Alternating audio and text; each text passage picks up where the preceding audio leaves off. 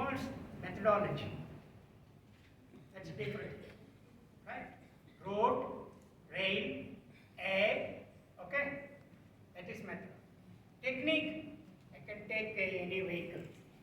I can take a scooter and reach the place. I can take a car, I can take a truck. Now you understand this simple practical example. Approaching Bangalore city, methodology here is road, there are 3 methods, correct? Techniques, scooter, train, flight, or truck, or car. You keep this example, you can understand the difference very easily. Now we come back to this. An approach is a set of basic assumptions and beliefs about language and language learning and teaching. Basic assumptions you form. How to teach English language, how to learn English language. You start to formulate certain assumptions. These are the assumptions on which the language teacher must proceed. You got my point? Approach involves assumption. Formulate, like a scientist, before he conducts an experiment, how he does the experiment, tell me? He must formulate assumption. He can't just walk into the laboratory, right? Take some this and that chemicals and mix this and that, we will get blasted in the chemical laboratory, correct? He should formulate certain assumptions for his experiment. What is his experiment? What he wants to achieve, what he wants to find out through his experiment. So he must formulate. These are my assumptions. And these assumptions I must prove in my language teaching. You formulate this. When you formulate assumptions for your teaching, may be different.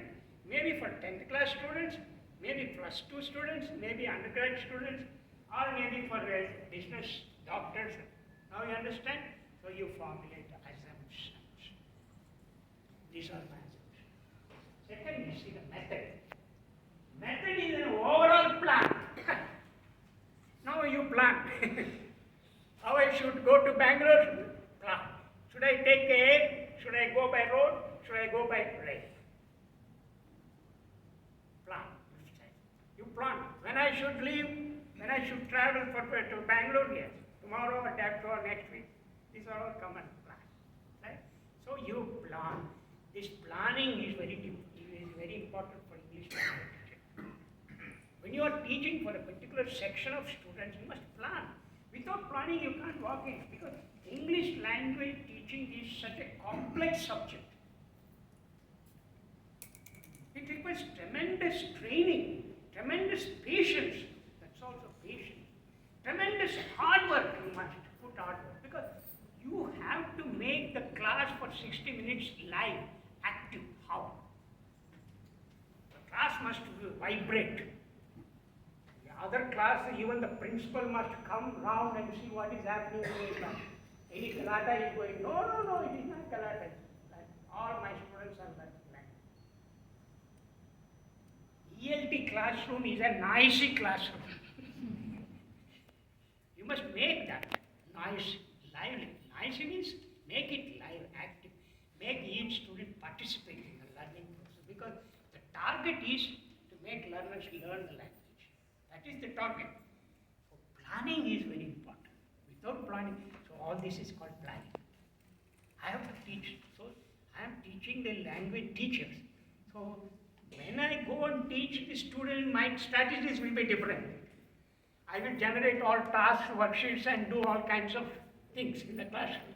But I am training you. I am giving you additional knowledge to you as to how you should go when you go back to your colleges and classroom, how you have to handle the English language teaching classroom, right? That is your purpose. So, that part I am doing. So my strategy is different. My modules are different, my preparation is different, my administering the material is different, all that is different. I cannot use the same material for your plus 2 students or undergraduate. They will run away, correct? All of them will run away. But this high-tech master professor has come, he is doing all high-tech nonsense in the classroom. Nothing is entering into our brains. Just sing one song, we will be very happy. This is called planning. You have to plan. Well, we will come to that point where the technique is the actual implementation. How do you implement? You have a plan. Technique, remember, technique, you cannot prepare the techniques on the white paper. This technique I must implement. For this, no. A teacher, reality teacher must be alert. Alert in the sense, because a classroom is a heterodox classroom, correct? It is not homogeneous. It's not uniform. All students do not have the same intelligence. All our 5 fingers are not of the same size, correct?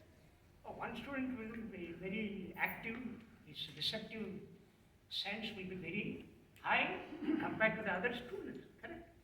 So how is it? You need to use your intelligence. That is called presence of mind. So taking the cognitions of the classroom, cognitions of the students, their social pattern, their levels of receptivity, their levels of productivity, because how they can produce when I give a task. All these you must take into account. And then you must take the technique immediately, change the technique there. That is why ELT teachers should be very spontaneous in the classroom. Should be very, I show you 12 qualities